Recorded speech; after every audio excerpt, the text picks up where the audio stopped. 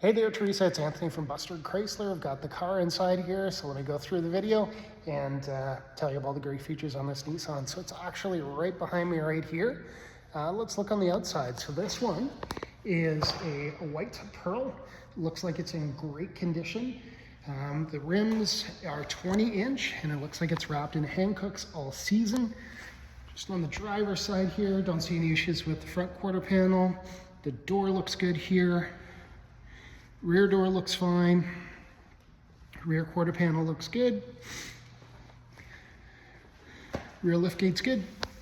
It does have a receiver on the back, as well as the plug-in for towing. So if you have, electric brakes or anything like that, that can be integrated in there. Rear quarter panel looks good.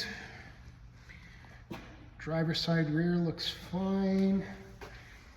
Don't see any issues on passenger rear, sorry, I should have said that. And front passenger looks good. Don't see any issues with the hood. We got a little chip here that we can touch up here. And front bumper looks good, okay. So this one's gonna feature, obviously, the headlights, but also fog lights, and you have sensors in the front. Passive entry, so you can just touch this and it locks and unlocks the vehicle. And there's a rear camera here as well, so great visibility on this vehicle. You get, I believe, a 360 on this one, and of course it's a platinum four-wheel drive, so you'll have great capability. Let's look on the inside and I'll tell you about all the features there too. So this one's going to have a Bose sound system, and it does have memory seats, power folding mirrors, and you'll have the window controls as well as the lockout. Just on the front here, it's going to have steering assist, the lift gate for the trunk, and then the heads-up display information. You'll have adaptive cruise control, as well as a proximity sensor for the front and sides there. So if there's anything in the way, it's going to let you know about that. Nice big display here. Let me just turn this section on there. So you do have obviously memory seats, and it'll shift for you.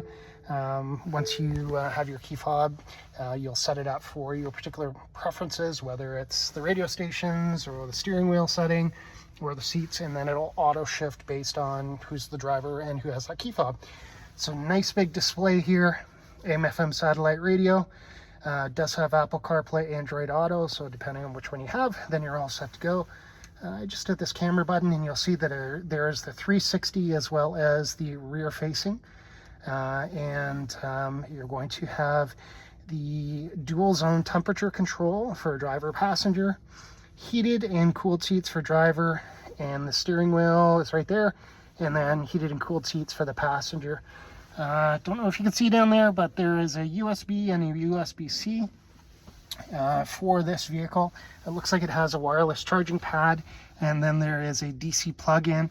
If you had something like, a GPS, or, the old school cigarette, not the cigarette lighters, but the old school influence that go into there, whether it's, additional chargers or stuff like that, that'll go in there. This is your gear shifter. And you just hold this down and then you shift forward or back, and it goes through the different settings. You also have a manual setting and paddle shifters here for going up and down through the gears. It's an electronic brake. You have auto hold. So let's say you're at a train track and train was coming by, you didn't want to keep your foot on the brake, but you wanted to stay in drive, you can have the vehicle hold there for you. Auto engine off, that turns that system on and off, as well as your different settings here. Let's give this a twist. Yeah, so it shows you can go through auto, mud, sand, and then hill descent control. So that's kind of like a cruise control for off-roading. What it'll do is control the descent of the vehicle. All you do is steer, but it's generally like a slower cruise control, not a smaller one. Slower cruise control. So it helps you get down safely if you're in an icy or a muddy hill. That's a great opportunity to use it. Two cup holders, a little key fob spot there, or whatever you want to put in there. Nice big storage area down in here too. And then your glove box is right here. And you have all your fittings and stuff like that. That's just for the towing. Nice little shelf here too. And panoramic sunroof. You'll also have your controls here for the sunroof, the SOS, so if you're in a sticky situation, you hit this button and somebody's going to come on the phone and help you. And then a sunglass holder here. Let me show you in the second row. This is actually a 3-row vehicle, which is kind of cool, so lots of space for everybody. I'm not sure if you said your Grand Cherokee was a 3-row, like a Grand Cherokee L, or just the regular Grand Cherokee, but this guy, it's 3-row. So lots of space in here. One of the cool features is the screen that goes up here. Oops, goes up like that. And that just prevents sun. I know for us, we use that for our little guy when he was in his car seat. We just kept the sun out of his eyes there. So you can fold down the seats here, and it gives you a good amount of space. There is an anchor point here, excuse me, for car seats. Just doing this one-handed. And then you have the latch system here as well. Just in the second row, another storage area, and then you've got the HVAC controls with heated seats, fan control, temperature control, and another USB and USB-C, as well as a 3-prong plug-in. I know it's kind of dark in here, but trust me, it's there. And you get 150 watts out of that bad boy. Another cool feature is there's a button on the back here. Just got a feel for it. There it is. So what that'll do is allow the seat to slide forward. You can give this a pull too, and then you have access to the third row. Looks like it's 3-row seating there. So in total, you can fit 7 people. This will slide back, and you do have control over the second row to slide it forward and back to give your third row passengers a little bit of space. So let me show you in the trunk area here. Power lift gate. Cool feature. You have 3 anchor points, so 3 car seats in theory. You do have a 12-volt plug-in. So if you had a cooler, you can plug it in there.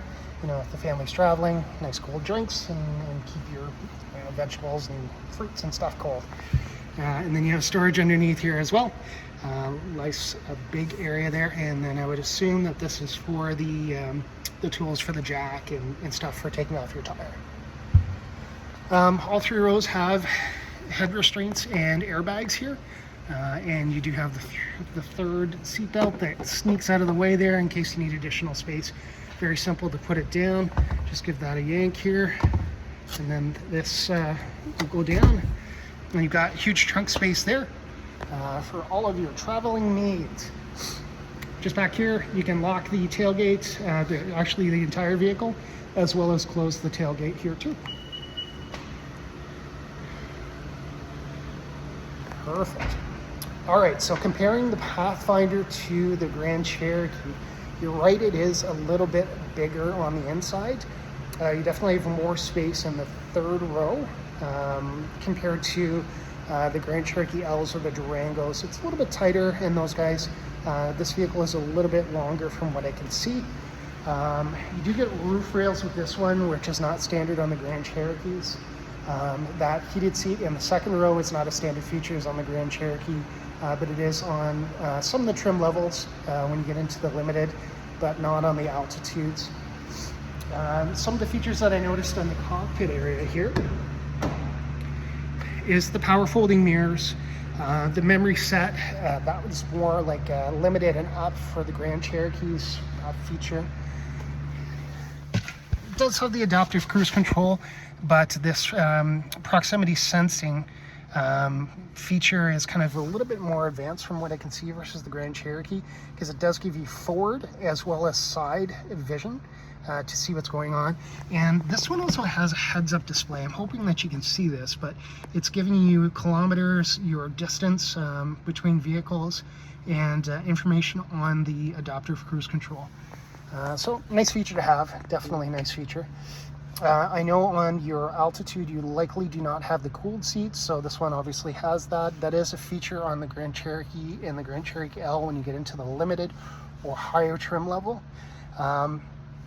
This one also has a tow mode with the receiver on the back there. That makes sense. I'm confident that's not something on the Grand Cherokees that you would have.